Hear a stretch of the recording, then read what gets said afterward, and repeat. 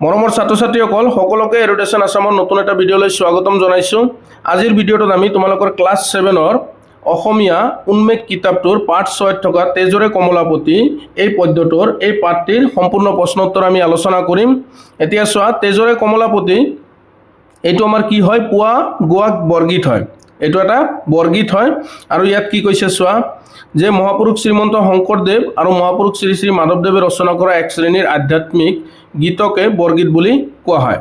So বৰগীত বুলিলে আমি কি বুঝো, যে মহাপুৰুষ শ্ৰীমন্ত শংকৰদেৱ আৰু মহাপুৰুষ শ্ৰী শ্ৰী মাধৱদেৱ এই মহাপুৰুষ দুজনাই ৰচনা কৰা আধ্যাত্মিক গীতকে বৰগীত বুলি কোৱা হয়। আৰু ইয়াত কি কৈছে চোৱা, মাধৱদেৱৰ বৰগীতত সাধাৰণতে শিশু কৃষ্ণৰ চৰ্য চাতুৰী আৰু লীলা বিষয়ক চিত্ৰ প্ৰতিফলিত হয়। এইটো চোৱা, এই বৰগীতটো লিখিছে শ্ৰী শ্ৰী মাধৱদেৱে আৰু মাধৱদেৱৰ বৰগীতত কি হয়, সাধাৰণতে শিশু কৃষ্ণৰ চল চাতুৰী আৰু লীলা বিষয়ক চিত্ৰ প্ৰতিফলিত হয়। এতিয়া চোৱা, এই বৰগীতটো কি কৈছে, এই বৰগীতটোত মাক যশোদাই শ্ৰীকৃষ্ণক ৰাতিপুৱা কি কথা কৈ কেনেদৰে জগাবলৈ চেষ্টা কৰিছে, কেনেদৰে জগাব বিচাৰিছে, সো তাৰ কথাই দাঙি ধৰিছে। সো বৰগীতটো তোমালোকে পঢ়ি ল'বা আৰু মই শ্ৰী শ্ৰী মাধৱদেৱৰ বিষয়ে ইয়াতে কিছু কথা তোমালোকে পঢ়ি ল'বা, ইয়াত দিয়া আছে। আৰু ইয়াতে কি দিয়া আছে চোৱা, বৰগীতত থকা শব্দবোৰৰ অৰ্থ জানো আহা। সো কিছুমান শব্দ দিয়া আছে। বৰগীতবোৰ আমাৰ কি ভাষাত লিখা হয়, ব্ৰজাৱলী ভাষাত লিখা হয়। সো ব্ৰজাৱলী ভাষাৰ কিছুমান শব্দ অৰ্থ আমাৰ দিয়া আছে, এই শব্দ অৰ্থসমূহ তোমালোকে পঢ়ি ল'বা। এতিয়া আহা ক্ৰিয়াকলাপৰ 1 নম্বৰ প্ৰশ্নত কি কৈছে চোৱা, যে খালী ঠাই পূৰ কৰি খালী ঠাইত বহোৱা শব্দকেইটাৰ অৰ্থ লিখা। ইয়াত চোৱা, এটা স্তৱক আমাক দিয়া আছে। ইয়াত কি দিয়া আছে চোৱা, যে ৰয়নী বিদুৰ দিশ, ইয়াত খালী ঠাই দিয়া আছে বৰণ। ইয়াত চোৱা, তোমালোকৰ কবিতাটোত দিয়াই আছে যে ৰয়নী বিদুৰ দিশ ধৱলী বৰণ। সো খালী ঠাইত আমাৰ কি হ'ব, খালী ঠাইত হ'ব ধৱলী বৰণ। তাৰপিছত কি আছে, তিমিৰ ফেৰিয়া বাছ ৰবিৰ কিৰণ। সো এই খালী ঠাইত হ'ব তিমিৰ ফেৰিয়া বাছ, ইয়াত হ'ব ৰবিৰ কিৰণ। শতপত্ৰ বিকশিত কি দিয়া আছে ইয়াত, শতপত্ৰ বিকশিত ভ্ৰমৰ উৰায়। সো খালী ঠাইত হ'ব ভ্ৰমৰ। আৰু ব্ৰজবধূ দধি মতে তোৱা গুণ গায়। সো ব্ৰজবধূ ইয়াত কি হ'ব, দধি মতে তোৱা গুণ গায়।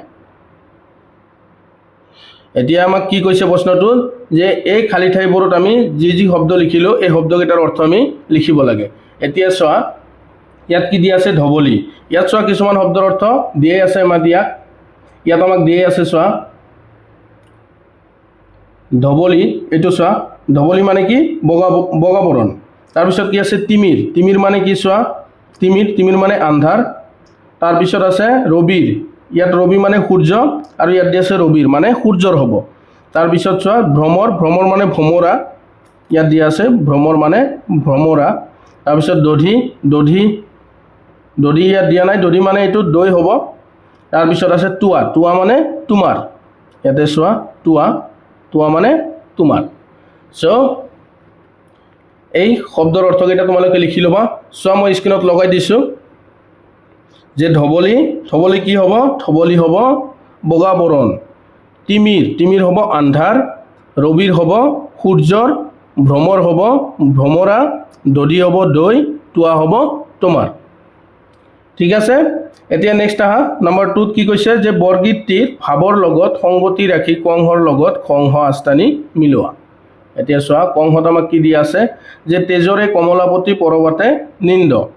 এতিয়া ইয়াৰ অৰ্থ কি, তেজৰে কমলাপতি মানে ভগৱানৰ কথা কৈছে, শ্ৰীকৃষ্ণৰ কথা কৈছে। ইয়াত কি আছে চোৱা, এইটো চোৱা, হে নাৰায়ণ পৰবাতে নিন্দ, পুৱা হ'ল টোপনি এৰা, এইটো হ'ব।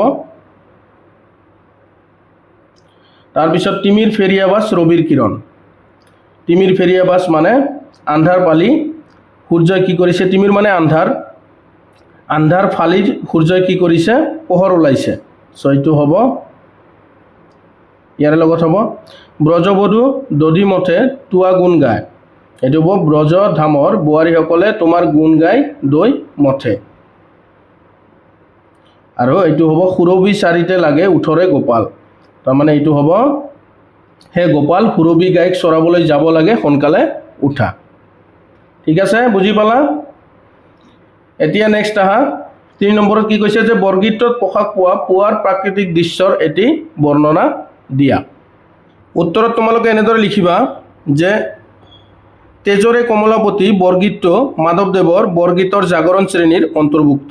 ইয়াত ৰাতিপুৱাৰ এক সুন্দৰ প্ৰাকৃতিক সৌন্দৰ্য বৰ্ণনাৰ মাজেৰে মাতৃ যশোদাই পুত্ৰ কৃষ্ণক জগোৱাৰ চিত্ৰ বৰ্ণিত হৈছে। ৰাতিৰ অন্ধকাৰ আঁতৰি যোৱাৰ লগে লগে চৌদিশ বগা পোহৰে আৱৰি ধৰিছে আৰু সূৰ্যৰ কিৰণে আন্ধাৰ ফালি পৃথিৱীলৈ পোহৰ কঢ়িয়াই আনিছে। পদুম ফুলবোৰ ফুলি উঠিছে আৰু তাৰ ওপৰত ভোমৰাবোৰ উৰি ফুৰিছে। ব্ৰজবধূসকলে কৃষ্ণৰ নাম গুণ গাই দধি মথি আছে। শ্ৰীকৃষ্ণৰ বন্ধু দাম আৰু সুদামে কৃষ্ণক মাতিবলৈ ধৰিছে আৰু বলৰামেও যস্যা ত্যাগ কৰি উঠি আহিছে। নন্দ বাথানলৈ গৈছে আৰু গোৱালসকলেও গৰুৰ পাল চৰাবলৈ নিছে। সেয়েহে শ্ৰীকৃষ্ণই শোৱাপাতি ত্যাগ কৰি উঠি আহিব লাগে আৰু ক্ষীৰ লৱণ আদি লৈ শিঙা বেণু বেদ আদি বাদ্যৰে সুসজ্জিত হৈ গাই গৰুবোৰ চৰাবলৈ নিব লাগে। কাৰণ পোৱালিবোৰৰ অবিহনে গাইবোৰে হেম্বলিয়াব ধৰিছে। এইদৰে বৰগীতটিত ৰাতিপুৱাৰ এটা সুন্দৰ দৃশ্য প্ৰকাশ পাইছে। চ' এইখিনি লিখি দিলে হৈ যাব। নেক্সট আহা 4 কত কি কৈছে যে বৰগীতটিত কমলাপতি বুলি কাৰ কথা কোৱা হৈছে। ইয়াৰ উত্তৰত লিখিবা যে বৰগীতটিত কমলাপতি বুলি শ্ৰীকৃষ্ণৰ কথা কোৱা হৈছে। ক নম্বৰটো চোৱা, তিমিৰ ফেৰিয়া বাছ আন্ধাৰ ফালি কি ওলায়। উত্তৰত লিখিবা যে তিমিৰ ফেৰিয়া বাছ আন্ধাৰ ফালি সূৰ্যৰ পোহৰ ওলায়।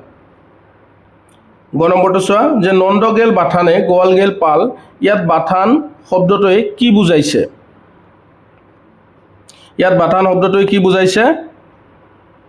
উত্তৰত লিখিবা যে নন্দ গেল বাথানে গোৱাল গেল পাল। ইয়াত বাথান শব্দটোৱে গৰু মহৰ খুঁটি বুজাইছে। গ নম্বৰটো চোৱা, কহয় মাধৱ মাই বুলি কাৰ কথা কোৱা হৈছে। ইয়াৰ উত্তৰ হ'ব যে কহয় মাধৱ মাই বুলি কৃষ্ণৰ মাক যশোদাৰ কথা কোৱা হৈছে। ঙ নম্বৰটো চোৱা, ত্ৰিজগতৰ পতি কোন। ইয়াৰ উত্তৰ হ'ব ত্ৰিজগতৰ পতি হৰি অৰ্থাৎ শ্ৰীকৃষ্ণ। এতিয়া নেক্সট আহা 5 নম্বৰত কি কৈছে চোৱা, তলত দিয়া প্ৰশ্নকেইটাৰ উত্তৰ লিখা। ক নম্বৰত দিয়া আছে যে যশোদাই কৃষ্ণক পুৱা কিয় জগাইছিল। ইয়াৰ উত্তৰ হ'ব যে যশোদাই কৃষ্ণৰ চন্দ্ৰৰ দৰে সুন্দৰ মুখখন চাবলৈ আৰু লগৰীয়াসকলৰ লগত গৰু চৰাবলৈ যাবৰ বাবে কৃষ্ণক পুৱা জগাইছিল। এইখিনি লিখি দিলে হৈ যাব। ক নম্বৰটো চোৱা যে যশোদাই কৃষ্ণক মৰমতে কি নামেৰে মাতিছিল। উত্তৰত লিখিবা যে যশোদাই কৃষ্ণক মৰমতে কমলাপতি, গোবিন্দ, গোপাল আদি বিভিন্ন নামেৰে মাতিছিল। নেক্সট চোৱা যে পুত্ৰ কৃষ্ণক যশোদাই কি কথা কৈ টোপনিৰ পৰা জগাবলৈ চেষ্টা কৰিছিল। ইয়াৰ উত্তৰত লিখিবা যে যশোদাই ৰাতিপুৱাৰ সুন্দৰ প্ৰাকৃতিক পৰিৱেশৰ বৰ্ণনাৰ মাজেদি শ্ৰীকৃষ্ণক জগাইছিল। যশোদাই বৰ্ণনা দিছিল যে নিশাৰ অন্ধকাৰ আঁতৰি যোৱাৰ লগে লগে চৌদিশ বগা পোহৰে আৱৰি ধৰিছে আৰু সূৰ্যৰ কিৰণে আন্ধাৰ ফালি পৃথিৱীলৈ পোহৰ কঢ়িয়াই আনিছে।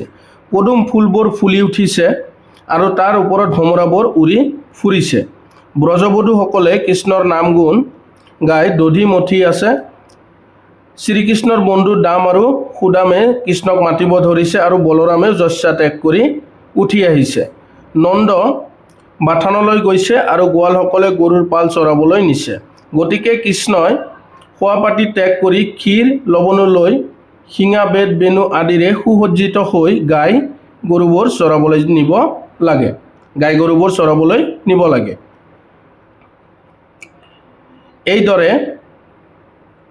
এইদৰে ৰাতিপুৱাৰ সুন্দৰ প্ৰাকৃতিক বৰ্ণনাৰ মাজেৰে পুত্ৰ কৃষ্ণক যশোদাই টোপনিৰ পৰা জগাবলৈ চেষ্টা কৰিছিল।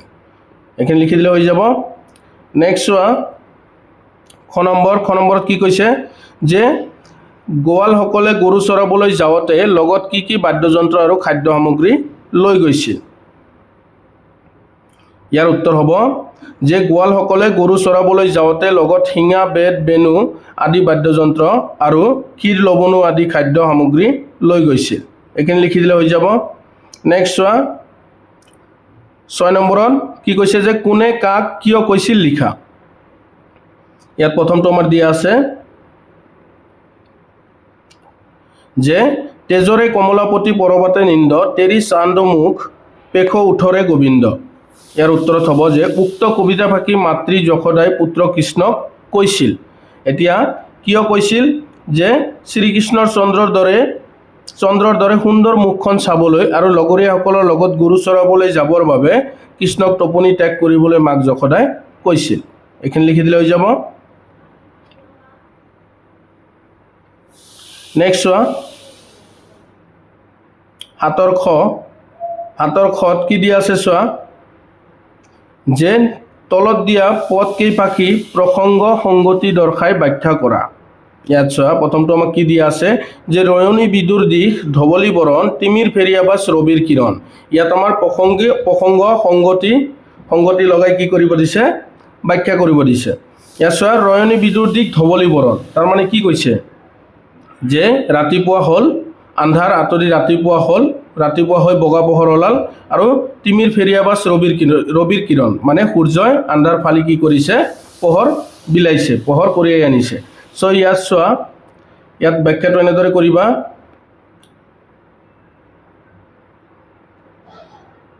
উত্তৰত লিখিবা উক্ত পদ ফাঁকি শ্ৰী শ্ৰী মাধৱদেৱে ৰচনা কৰা তেজৰে কমলাপতি নামৰ বৰগীতটিৰ পৰা লোৱা হৈছে। এইটো কবিতাটো ক'ৰ পৰা লোৱা হৈছে সেইখিনি লিখিবা প্ৰসংগত। তাৰপিছত চোৱা সংগতি মানে এই কবিতা ফাঁকিয়ে কি ক'ব বিচাৰিছে চোৱা ৰাতিপুৱাৰ এক সুন্দৰ প্ৰাকৃতিক সৌন্দৰ্যৰ বৰ্ণনাৰ মাজেৰে মাতৃ যশোদাই পুত্ৰ কৃষ্ণক টোপনিৰ পৰা জগাবলৈ চেষ্টা কৰা প্ৰসংগত উদ্ধৃত কথা ফাঁকিৰ অৱতাৰণা কৰা হৈছে। চ' এইখিনি লিখিবা সংগতিত। আৰু এতিয়া ব্যাখ্যা কৰিবা।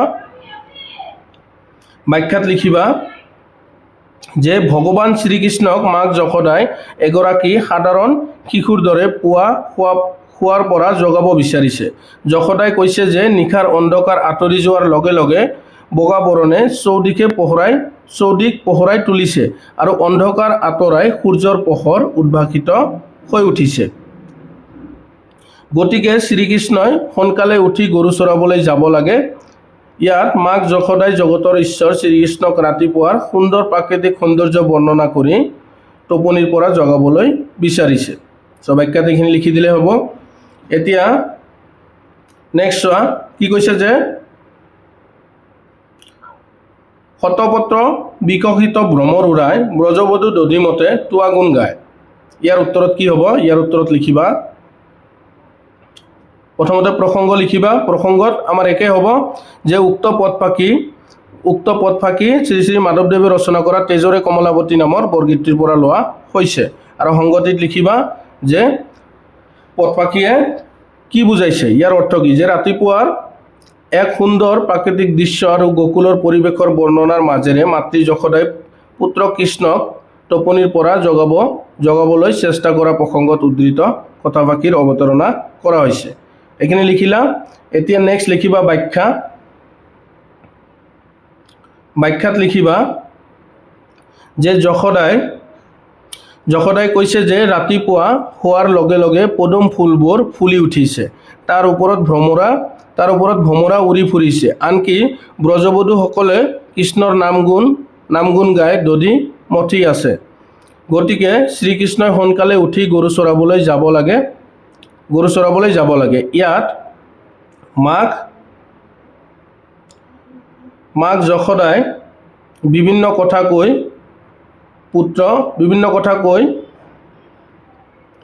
পুত্ৰ কৃষ্ণক জগাবলৈ চেষ্টা কৰা প্ৰসংগত মহাপুৰুষ মাধৱদেৱে উদ্ধৃত কথাষাৰ কৈছে।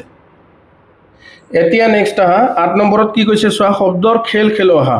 ইয়াক ক নম্বৰত কি দিয়া আছে যে বৰগীতটিত এনেকুৱা এটা 5 আখৰীয়া শব্দ আছে যিটোৰ প্ৰথম আৰু দ্বিতীয় আখৰ মিলি তাকৰ বুজায়। দ্বিতীয় আৰু তৃতীয় আখৰ মিলি এবিধ বাটিৰ নিচিনা চৰুতকৈ সৰু মাটিৰ পাত্ৰ বুজায়। প্ৰথম আখৰ 3টা মিলি এবিধ সৰু টেঙা ফলক বুজায় আৰু শেষৰ 2টা আখৰ মিলি স্বামী অধিপতি বা গৰাকীক বুজায়। এতিয়া ইয়াত চোৱা শব্দটো কি হ'ব?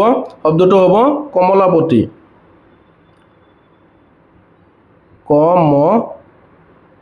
কমলাপতি। ইয়াতে চোৱা এতিয়া যে প্ৰথম আৰু দ্বিতীয় অক্ষৰ মিলি কি বুজায়? তাকৰ বুজায়। কম কম মানে তাকৰ। তাৰপিছত দ্বিতীয় আৰু তৃতীয় অক্ষৰ মিলি এবিধ বাটিৰ নিচিনা চৰুতকৈ সৰু মাটিৰ পাত্ৰ বুজায়, মানে দ্বিতীয় আৰু তৃতীয় মলা। তাৰপিছত চোৱা যে প্ৰথম আখৰ তিনিটা মিলি এবিধ সৰু টেঙা ফলক বুজায়, কমলা। তাৰপিছত শেষৰ দুটা আখৰ মিলি স্বামী। স্বামী অধিপতি বা গৰাকীক বুজায়, এইটো হ'ব পতি। পতি মানে স্বামী, অধিপতি বা গৰাকী। বুজি পালা? এতিয়া খ নম্বৰত কি কৈছে চোৱা যে এতিয়া শব্দটোৰ তৃতীয় আখৰটোৰ পৰা আকাৰ আঁতৰাই দিলে তাৰ প্ৰথম আৰু তৃতীয় আখৰ মিলি এবাৰ ফল ধৰি মৰি যোৱা এবিধ গছ আৰু তাৰ ফল বুজোৱা শব্দটো হ'ব। এতিয়া চোৱা প্ৰথম আৰু তৃতীয় আখৰ মিলি প্ৰথম আৰু তৃতীয় আখৰ কলা আছে, ইয়াত কি কৈছে আকৌ যে আকাৰটো বাদ দিব লাগিব। এই আকাৰটো বাদ দিলে কি হ'ব? কল। সো প্ৰথম আৰু তৃতীয় আখৰ মিলি কি হয়? এবাৰ ফল ধৰি মৰি যোৱা এবিধ গছ আৰু তাৰ ফল বুজা শব্দটো হ'ব কি হ'ব? এইটো কল। এইটো হ'ব কল। তাৰপিছত দ্বিতীয় আৰু তৃতীয় আখৰ মিলি আমৰ ফুল বুজোৱা শব্দটো হ'ব। ফুল বুজোৱা শব্দটো কি হ'ব? যে আমি কি কৰিব লাগিব? আকাৰটো বাদ দিব লাগিব। এতিয়া কি কৈছে যে দ্বিতীয় আৰু তৃতীয় আখৰ মিলি, এই দ্বিতীয় আৰু তৃতীয় আখৰ ম আৰু ল কি হ'ব? মল হ'ব। এইটো হ'ব মল। তাৰপিছত চোৱা প্ৰথম তিনিটা আখৰ মিলি পদুম ফুল বুজোৱা শব্দটো হ'ব। ইয়াত ক ম ল কমল হ'ব। কমল মানে কি আমি জানো? কমল মানে পদুম ফুল, কমল।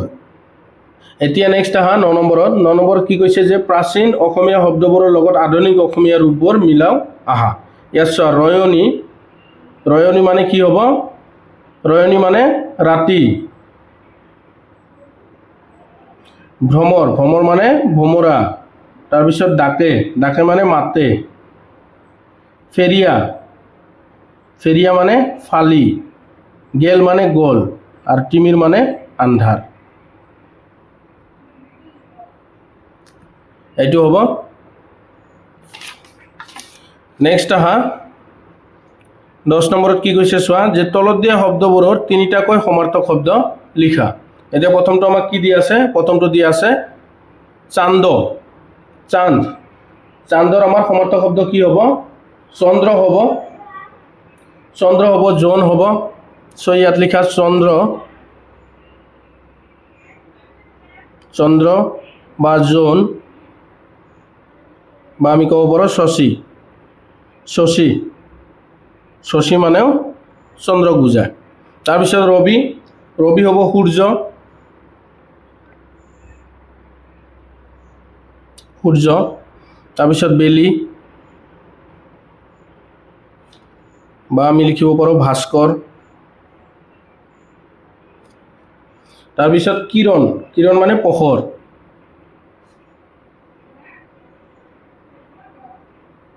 পোহৰ। তাৰপিছত ৰশ্মি।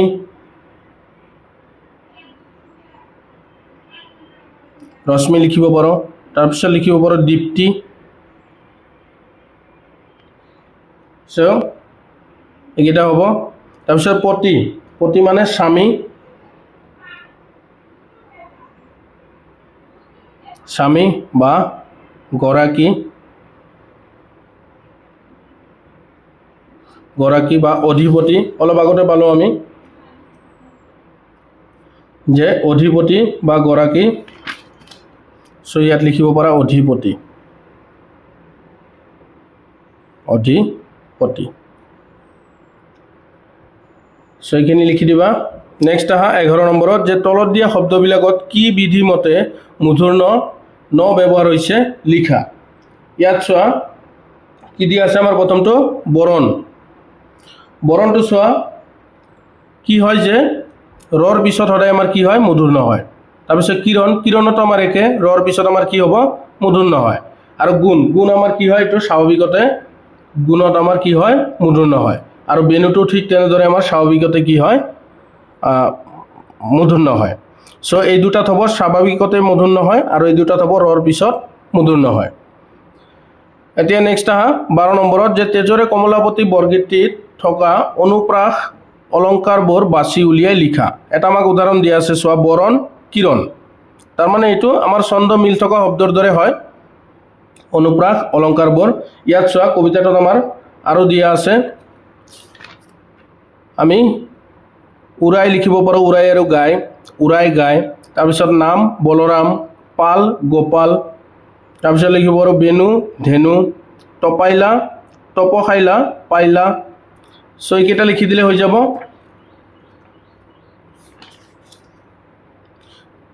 স্ক্ৰীনত লগাই দিছো চোৱা এনেদৰে লিখিবা যে বৰণ কিৰণ উৰাই গায় নাম বলৰাম পাল গোপাল বেনু ধেনু টপখাইলা পাইলা এতিয়া আহা 13 নম্বৰত চোৱা কি কৈছে তলত দিয়া পদ্যবাক্য পঢ়া ইয়াত পঢ়িব দিছে পদ্যবাক্য এটা খ নম্বৰত আমাক চোৱা কি কৈছে যে দলত ভাগ হৈ তলৰ পদ্যকেইফাঁকিৰ খালি থকা শাৰীকেইটা মিলাই লিখা ইয়াত আমাক মিলাই লিখিব দিছে 1 নম্বৰত আমাক কি দিয়া আছে যে শৰৎকালত ফুলিল কহুৰা সৰিল শেৱালি ফুল আমাক দুটা খালি ঠাই দিয়া আছে ইয়াত আমি লিখিব পাৰো ইয়াৰ উত্তৰত লিখিবা চোৱা যে শৰৎকালত ফুলিল কহুৱা সৰিল শেৱালি ফুল বকুল ফুলিল ভেট ফুলিল ফুলিল মালতী ফুল এনেদৰে লিখি দিবা নেক্সট 2 নম্বৰত চোৱা যে লাহে লাহে উঠি অহা বেলিটিলৈ চাই বিলৰ পদুমে মাৰে মিচিকিয়া হাঁহি এতিয়া ইয়াৰ খালি ঠাইত লিখিবা যে লাহে লাহে উঠি অহা বেলিটিলৈ চাই বিলৰ পদুমে মাৰে মিচিকিয়া হাঁহি কেনেনো ধুনীয়া কেনেনো শুৱনি আয়ৈ মোৰ পদুমকলি পাহি এইখিনি লিখি দিবা 3 নম্বৰত কি দিয়া আছে যে বনৰ চৰায়ে দিলে পুৱাৰ বাতৰি নানা ৰঙী পখিলা ফুলে ফুলে উৰে ইয়াত লিখিবা যে বনৰ চৰায়ে দিলে পুৱাৰ বাতৰি ৰাতি পোহৰ হল এন্ধাৰ আতৰি নানা ৰঙী পখিলা ফুলে ফুলে উৰে তাকে দেখি সকলোৰে মন প্ৰাণ হৰে এইখিনি লিখি দিলে হৈ যাব নেক্সট আহা জ্ঞান সম্প্ৰসাৰণ ইয়াত আমাক কি দিয়া আছে চোৱা যে দ্ৰুং কি পদ বৰগীত ব্ৰজাৱলী ভাষা এই চাৰিটা তোমালোকে পঢ়ি ল'বা ইয়াৰ পৰা তোমালোকৰ চমু টকা আহিব পাৰে যে দ্ৰুং পদ বৰগীত আৰু ব্ৰজাৱলী ভাষা এইবোৰৰ বিষয়ে তোমালোকে ইয়াৰ পৰা পঢ়ি ল'বা নেক্সট আহা কি দিয়া আছে 14 নম্বৰত আমাক কবিতা এটা দিয়া আছে ৰাতিপুৱা এতিয়া এই কবিতাটো তোমালোকে পঢ়ি ল'বা ইয়াত কি কৈছে চোৱা প্ৰশ্নত কি কৈছে যে 15 নম্বৰ প্ৰশ্নত যে তোমালোকে তেজৰে কমলাপতি বৰগীতটি আৰু ৰাতিপুৱা পদ্ধতিত পুৱাৰ প্ৰাকৃতিক দৃশ্যৰ বৰ্ণনা পাইছা এতিয়া বৰগীতটিৰ কোনটো অংশৰ লগত ৰাতিপুৱা পদ্ধতিৰ কোন অংশৰ ভাৱৰ কেনে ধৰণৰ মিল আছে বিচাৰি উলিয়াই লিখা এতিয়া চোৱা ৰাতিপুৱা পদ্ধতিত কি কৈছে আমাৰ বৰগীতটোত কি আছিল মাক যশোদাই কি কৰিছে শ্ৰীকৃষ্ণ পুত্ৰ শ্ৰীকৃষ্ণক ৰাতিপুৱা জগাবলৈ বিচাৰিছে ইয়াত আমাৰ ৰাতিপুৱা পদ্ধতিত আমাৰ কি কৰিছে মাকে খনফেৰিক ৰাতিপুৱা উঠিবলৈ কৈছে তাৰ পিছত আমাৰ বৰগীতটোত কি দিয়া আছে বৰগীতটোত কৈছে যে শ্ৰীকৃষ্ণৰ বন্ধু দামহুদামে শ্ৰীকৃষ্ণক মাতিব ধৰিছে আৰু ইয়াতে খনফেৰিক কি কৈছে যে তাইৰ বান্ধৱী ৰীণাবিনা মীনাও উঠি আহিল বৰগীতটোত মাকে শ্ৰীকৃষ্ণক গৰু চৰাবলৈ যাবলৈ কৈছে আৰু ইয়াত কি কৈছে ইয়াত খনফেৰিক ৰাতিপুৱা উঠি কিতাপ পঢ়িব দিছে সো এনে ধৰণৰ আমাৰ কিছুমান মিল আছে সো এইবোৰ তোমালোকে এনেদৰে লিখিবা যে উত্তৰ তেজৰে কমলাপতি আৰু ৰাতিপুৱা দুয়োটাতে ৰাতিপুৱাৰ প্ৰাকৃতিক দৃশ্যৰ সুন্দৰ বৰ্ণনা আছে দুয়োটা কবিতাতে দুজন শিশু ক্ৰমে শ্ৰীকৃষ্ণ আৰু খনফেৰিক টোপনিৰ পৰা জগাবলৈ প্ৰাকৃতিক দৃশ্যৰ বৰ্ণনা কৰিছে যে তেজৰে কমলাপতি বৰগীতটোত শ্ৰীকৃষ্ণৰ লগৰীয়া দামহুদাম সকলোৱে কৃষ্ণক মাতিব ধৰিছে কাৰণ কেতিয়াবাই ৰাতিৰ আন্ধাৰ আঁতৰি সূৰ্যৰ পোহৰ ওলাল আনহাতে ৰাতিপুৱা কবিতাটোত খনফেৰিৰ লগৰীয়া ৰীণাবিনা মীনা আটাইয়ে টোপনিৰ পৰা উঠিল কাৰণ আকাশৰ পূবে ৰঙাবেলি দেখা গ'ল অৰ্থাৎ ৰাতি পুৱাল বৰগীতটোত পদুম ফুলবোৰ ফুলি উঠিছে আৰু তাৰ ওপৰত ভমৰাবোৰ উৰি ফুৰিছে আকৌ ৰাতিপুৱা পদ্যটোত কৈছে যে ফুলে ফুলে মৌমাখি পৰি সুন্দৰ পৰিৱেশৰ সৃষ্টি কৰিছে বৰগীতটোত কৈছে যে কৃষ্ণৰ পিতৃ নন্দ, ককায়েক বলৰাম, লগৰীয়াসকল সকলোৱে নিজৰ নিজৰ কামত ব্যস্ত হৈ পৰিছে। ঠিক সেইদৰে ৰাতিপুৱা কবিতাটোত সোণফেৰীৰ লগৰীয়াসকলেও নিজৰ নিজ কামত ব্যস্ত হৈছে। বৰগীতটোত মাক যশোদাই কৃষ্ণক সোনকালে উঠি গৰু চৰাবলৈ যাবলৈ কৈছে আৰু ৰাতিপুৱা পদ্যটোত সোণফেৰীক হাতত পুথি মেলি লৈ নিজৰ পাঠ শিকিবলৈ কৈছে। এইদৰে তেজৰে কমলাপতি বৰগীতটো আৰু ৰাতিপুৱা পদ্যটোত ভাৱৰ বাৎসল্য, প্ৰেম আৰু প্ৰাকৃতিক পৰিৱেশৰ মিল দেখা যায়। নেক্সট 16 নম্বৰত চোৱা কি কৈছে যে তেজৰে কমলাপতি বৰগীতটিত কৃষ্ণক আৰু ৰাতিপুৱা পদ্যটিত সোণফেৰীক টোপনিৰ পৰা উঠিবলৈ কোৱা হৈছে। পুৱা তোমাৰ শুই উঠা দেৰি হ'লে তোমাক কোনে আৰু কেনেদৰে টোপনিৰ পৰা জগাই লিখা। এইটো তোমালোকে নিজে নিজে লিখিব লাগে, তথাপি মোৰটো মই লিখি দিছোঁ। চোৱা যে পুৱা মোৰ শুই উঠা দেৰি হ'লে মোক সাধাৰণতে মোৰ মাকে টোপনিৰ পৰা জগায়। তেওঁ মৰমেৰে মোৰ নাম ধৰি মাতি কয়, উঠা, ৰাতিপুৱা হৈছে, সূৰ্য ওলাইছে, এতিয়া পঢ়িবলৈ বহা। কেতিয়াবা তেওঁ লাহে লাহে গাত হাত দি বা খিৰিকীখন খুলি পুৱাৰ পোহৰ সোমাবলৈ দি মোক জগাই তোলে। এইখিনি মই মোৰখিনি লিখিছোঁ, তোমালোকে এনেদৰে লিখিব পাৰা বা তোমালোকে নিজৰ নিজৰখিনি তোমালোকে লিখিবা, তোমালোকক কেনেদৰে কোনে জগায়। ঠিক আছে, এতিয়া নেক্সট আমাক কি দিয়া আছে, প্ৰকল্প আমাক নালাগে। চ' ভিডিঅ'টো ইয়াতে শেষ কৰিছোঁ।